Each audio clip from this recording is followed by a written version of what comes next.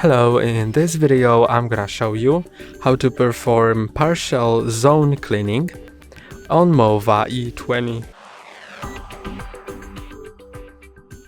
If you want to clean just one or a few zones in your home, but not your whole home, then you can either go to Room and select the rooms that you want to clean, or go to Zone, and here you can set up zones that you want to clean. You can move the zone, resize it.